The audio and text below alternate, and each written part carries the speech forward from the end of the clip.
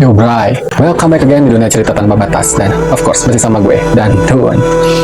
Dan kita masuk ke bab 5 dari kisah simulacra yang makin bikin bulu kuduk berdiri, Bray. Di bab sebelumnya, kita udah lihat Yoga dan Pak Budi mulai curiga sama tingkah laku Zara. Nah, kira-kira gimana kelanjutannya? Kecemasan Yoga terhadap kakaknya ini makin menjadi-jadi, Bray. Bukan cuma karena absennya kehangatan emosional, tapi juga hal-hal kecil yang makin aneh. Suatu malam, dia dengar Zara ngomong sendiri di dapur. Tapi bukan dengan suara khas kakaknya, melainkan dengan nada berbisik yang lebih dalam, kayak bisikan yang berulang. Terus, pas Yoga nyamperin, Zara si Tirwan cuma nengok dengan mata kosong.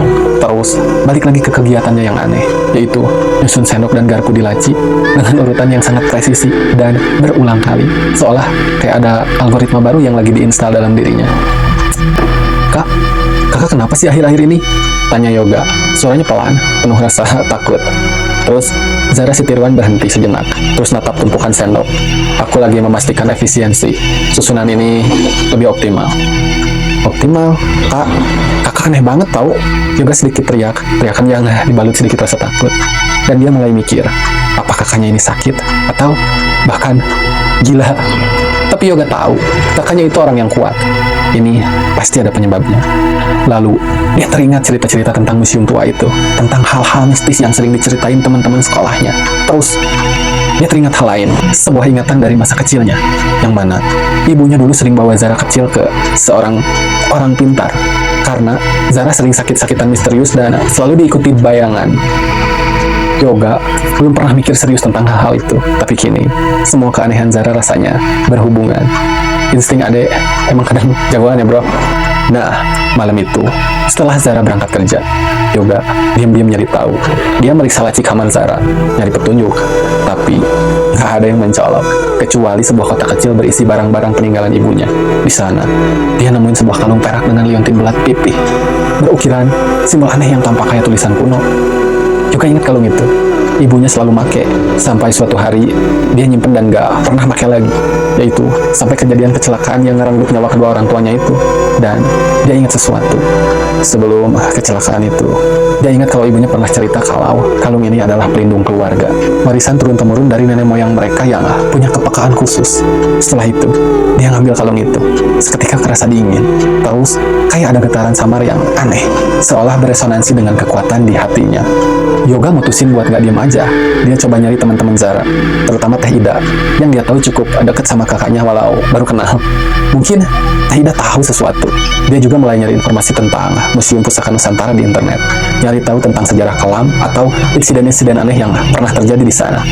Dia nemuin beberapa artikel lama yang samar-samar nyebutin tentang cermin kuno atau kaca roh, tapi nggak ada detail yang jelas. Kebanyakan cuma mitos lokal yang dianggap angin lalu. Tapi buat Yoga, mitos itu kini kerasa sangat nyata. Di museum, kegelisahan Pak Budi mencapai puncaknya.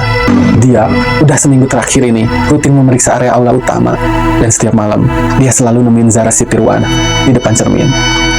Bukan lagi sekedar berdiri, tapi kadang terlihat kayak lagi menari samar, gerakan-gerakan aneh yang lambat dan berulang, kayak ritual yang tanpa disadarinya. Matanya selalu kosong, tapi ada energi gelap yang mulai mancar dari tubuhnya, bikin udara di sekitar cermin terasa berat dan dingin. Dia pernah lihat sendiri, Bray. Zara si Tirwan ngangkat tangannya, dan lampu-lampu di lorong koleksi tiba-tiba kedap-kedip, seolah merespon gerakannya. Dan Pak Budi makin yakin kalau ada sesuatu yang ngambil kendali atas Zara. Ini sudah tidak benar, gumam Pak Budi. Wajahnya pucat. Dia teringat perkataan Pak Rahman tentang cermin yang memakan jiwa. Dia harus melakukan sesuatu. Tapi apa? Dia cuma seorang security tua. Dia nggak tahu harus kemana nyari bantuan. Polisi pasti nggak bakal percaya paranormal. Dia nggak pernah terlalu percaya sama mereka. Tapi ini melampaui batas nalar. Pak Budi kemudian teringat sebuah cerita lama yang dia dengar dari kakeknya, yang juga pernah kerja di museum itu puluhan tahun lalu. Kakeknya pernah cerita tentang cermin itu, kalau dia pernah melihat sebuah simbol kuno terukir di balik bingkai cermin. Sebuah simbol yang bisa mengunci energi gelap kalau dibacain mantra yang tepat. Dia tahu itu gila, tapi dia nggak punya pilihan lain. Dia harus cari cara buat ngakses bagian belakang cermin, buat nyari simbol itu, dan mungkin nyoba mengunci apapun yang sudah ngerasukin Zara. Pas malam berikutnya, pas Zara si Tirwan lagi dalam patroli rutinnya yang terprogram, Pak Budi nekat. Dengan senter di tangan dan obeng yang dia curi dari gudang, dia pergi ke aula utama. Jantungnya berdebar kencang. Dia nyoba geser cermin raksasa itu, berat banget. Tapi dia ngelihat celah kecil di sisi bingkai. Dengan susah payah, dia berhasil menggesernya sedikit. Cukuplah buat melihat bagian belakangnya yang berdebu. Dan di sana, di balik bingkai perak yang kusam, dia ngelihat sebuah ukiran samar. Simbol pusta halaklak yang sama persis dengan yang ada di liontin kalung Ibu Zara yang Yoga temuin. Dan di bawahnya ada coretan tulisan tangan kuno yang nyaris udah kebaca.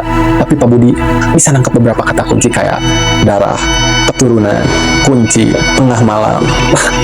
Bray, makin seru aja nih. Tapi sayangnya dia nggak ngerti maknanya. Tapi dia tahu ini adalah petunjuk yang penting. Sementara itu, di dalam dimensi cermin, roh Zara yang asli terus berpacu dengan waktu. Bisikan-bisikan dari penjaga cermin makin melemah. Karena energi roh Zara yang asli itu kuat banget. Karena tekadnya yang membara buat bertahan dan gak mau nyerah di telan kegelapan. Meskipun terperangkap. Sekarang, Zara mulai terfokus pada simbol-simbol pusta halaklak yang mulai bersinar lebih terang di dinding lorong. Dengan setiap kilasan memorinya sekar jagat yang dia susun, dia nemuin potongan-potongan baru dari ritual penangkal. Ritual itu ternyata nggak cuma butuh simbol dan mantra, tapi juga darah keturunan buat ngaktifinnya, yaitu darah Zara sendiri. Dan yang paling penting, ritual itu harus dilakuin di momen tertentu, saat kekuatan cermin berada pada puncaknya, atau justru saat paling rentan, yaitu saat malam di bulan purnama. Saat portal antara dimensi jadi paling tipis, dia juga ngelihat kilasan tentang jimat pusta halaklak milik ibunya, yang ternyata bukan cuma sekedar pelindung, tapi juga sebuah penyalur energi yang penting buat ritual itu. Jimat itu harus ada di tubuh keturunan, dan harus diaktifkan dengan mantra khusus. Roh Zara nyadarin kebenaran lain yang mengerikan. Selain bahwa dia adalah keturunan Nyisekar Jagat, dalam fragmen-fragmen ikatan itu tersirat bahwa Nyisekar Jagat ingin memanfaatkan keturunan terpilihnya untuk membangkitkannya, biar dia bisa balas dendam. Tapi saat ini belum kelihatan jelas dan masih buram. Dan baru itu gambaran yang Zara dapat bahwa Nyisekar Jagat pengen bangkit buat balas dendam dengan memanfaatkan darah keturunannya. Tapi balas dendam ke siapa? Semua itu belum jelas. Dan Zara belum dapat kepingan puzzle tentang itu. Dan dalam kepingan puzzle lainnya, ada gambaran sebuah pertarungan abnormal antara Nyisekar Jagat dan seseorang yang belum nampak jelas. Tapi Zara yakin bahwa itu berkaitan dengan asal-usul cermin ini. Dan mengapa cermin terkutuk ini ada? Dan mengapa Nyisekar Jagat butuh darah keturunannya buat bangkit atau keluar dari kutukan cermin ini? Crazy, Bray. Sekarang semua orang mulai ngedekat pada simulakra. Hyoga, Pak Budi, dan Arvan Dirgantara. Mereka udah mulai ngelakuin sesuatu buat nguak misteri simulakra ini. Gimana? Makin pecahkan ceritanya. Hyoga udah nemuin kalung penting. Pak Budi udah dapet clue, simbol, dan kata kunci. Dan Roh Zara udah ngerti kenapa dia terjebak dan gimana caranya keluar. Tapi siapa sebenarnya Nyisekar Jagat itu? Dan balas dendam pada siapa? Terus kapan Arvan Dirgantara bakal masuk dan berinteraksi sama mereka semua? Jawabannya mungkin ada di bab berikutnya. So, jangan sampai ketinggalan kelanjutannya, Bray. Karena cerita ini tuh to be continue. Bray, thank you udah temenin gue lagi hari ini. Dan jangan lupa like, share, subscribe, dan komen aja kalau ada pikiran lain di kepala lo. Misalnya ada ide cerita atau apa, share aja. Atau mungkin ada cerita yang menurut lo harus begini dan begitu. Jangan ragu, komen aja. So, sampai ketemu di bab berikutnya di cerita simulakra ini. Dan see you soon.